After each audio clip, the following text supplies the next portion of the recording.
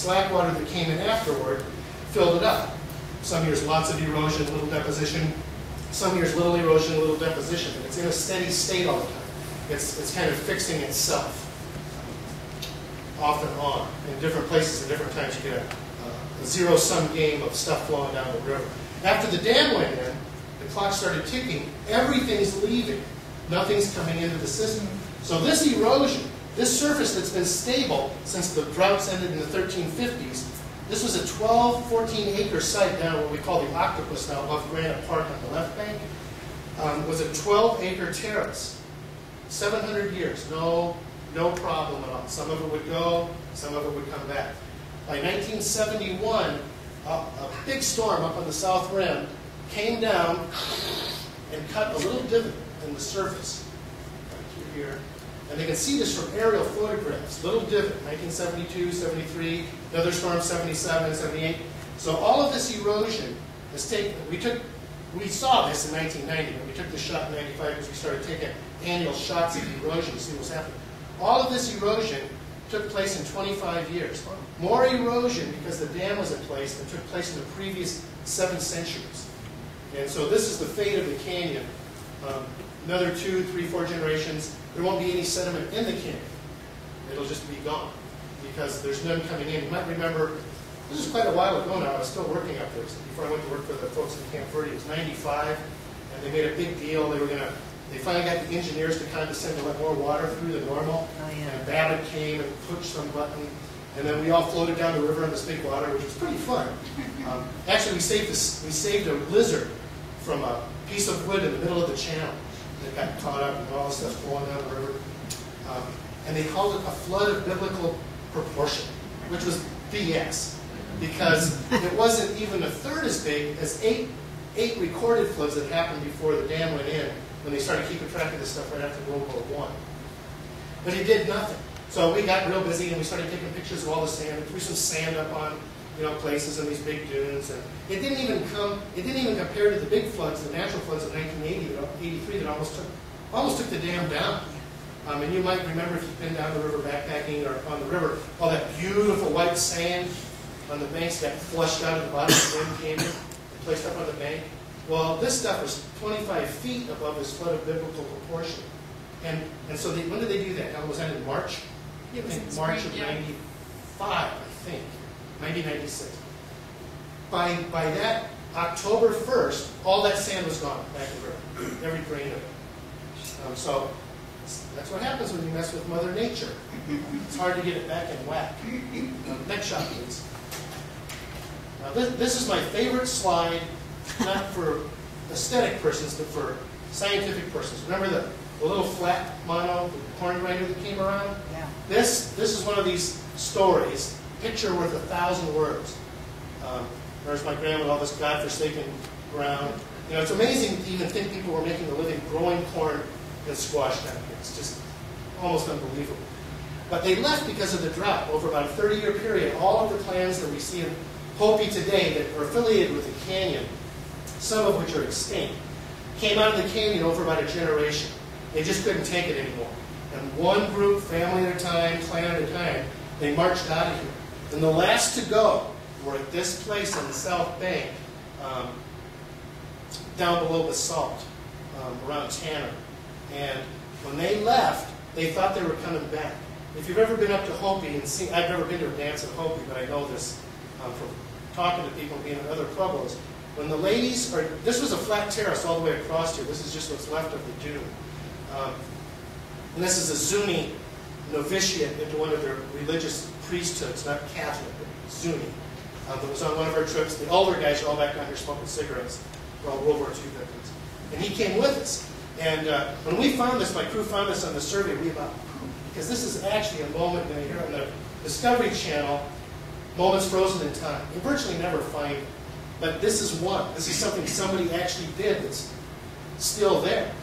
And we walked up over here and we couldn't believe it, that these were still in the ground. If you've ever been up there and seen these ladies when they grind the corn for a wedding or some special occasion, they have 2 sizes. The one that came around, and then a heavier one to get it crunched up to begin with, like grape nuts, and then you take the littler one and turn it into that nice blue or yellow or red corn flour, or talcum powder.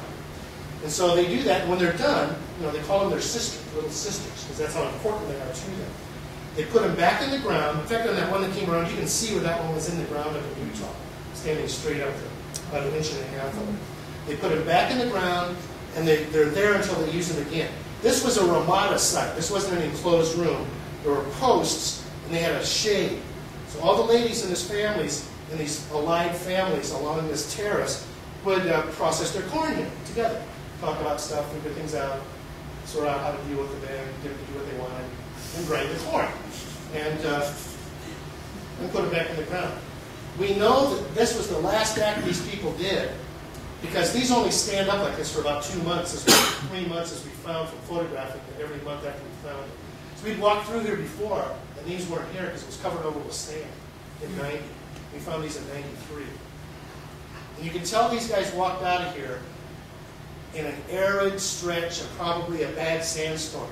You see these, this is a mesquite, and this had a sand dune over it before Glen Canyon Dam went in. Glen Canyon Dam went in, the grains of sand started going away, and by 1991 when we walked through here, there was just a little sand left. Didn't see anything. We knew we recorded sites all around here, nothing on this little hump. Walked back through here in 93 to get to another site to one of our photo points. Here it was, all the sand had blown off, and these things were there. Just like they were when this Hopi Anasazi lady whose grandchildren were Hopi, if that makes any sense, thinking they'd come back. Like when you go on vacation, you leave everything the way it is at home. Any of you leave your house in the West when you go on vacation? No way. Laundry's done, something is in the freezer, dishes are done, because you're coming home, you want to be nice. These folks thought they'd come back, but they never came back. They left, and within weeks, sand had covered over their site. Everything on it. And it stayed that way till the dam went in. We did this picture was taken in April, I think of 93 or 94, and in September they were both over. So they were out of there for a reason. Next shot, please. And now we're into our phase of history, because history didn't stop when the Indians quit growing corn. History's going on today. This is a shot of the 1923 U.S. Geological Survey that went through the canyon to do dam site engineering work and do elevations all the way down the river.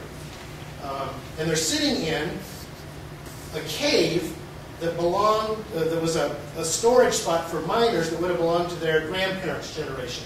These guys are there in 1923, and this stuff all belongs to 1882 to 1890, something like that.